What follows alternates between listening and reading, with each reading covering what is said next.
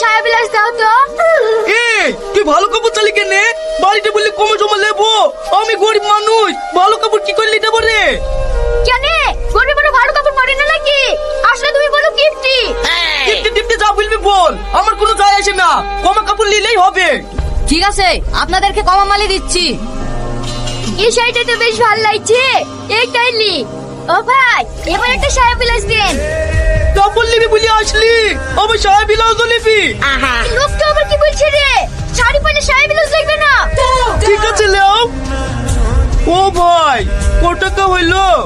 ওগো, তুমি নঙ্গি জামা লিবা বলছিলা, লি একসাথে বিল করবা? আগে তোরটা তো হোক, তারপর আমি দেখছি। ভাই কত টাকা হয়েছে গো? শাড়ি সায়া ব্লাউজ দি 700 টাকা।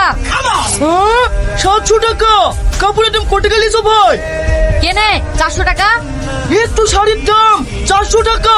বড় বড় বিছানার চাদর 150 টাকায় দিয়ে যাইছে। তোমাকে শাড়িটারি কিনতে হবে না, পরে 150 টাকাতে চাদর বেচতে যাবে, ওই কিনে তোমার পক্ষে পরায়ও। চাদর পরাবো মানে 150-200 টাকার মধ্যে কিছু হবে না? হবে না বা কেনে 200 টাকাতে নাইটি কিনে নিয়ে যাও, কাপড় সায়া ব্লাউজ কিছুই লাগবে না, একটাতে সব হয়ে যাবে। তাহলে ওই 200 টাকা দামের আইডিয়াই দাও। আইডি কেনা হবে, এটার নাম নাইটি। হ্যাঁ ওই দাও।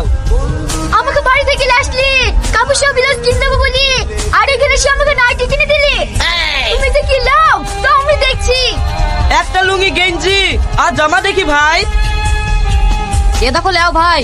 আমার এই তিনটি জিনিসে কয় টাকা এলো ভাই? 800 টাকা। 800 টাকা কিসে?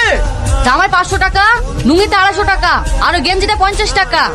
ওর চেয়ে তো আমার বিলে বেশি উঠলো, আমারও 200 টাকার মধ্যে কিছু হবে না? হবে না কেনে, তুমি তোমার বোন মতন একটা নাইটি নিলাও।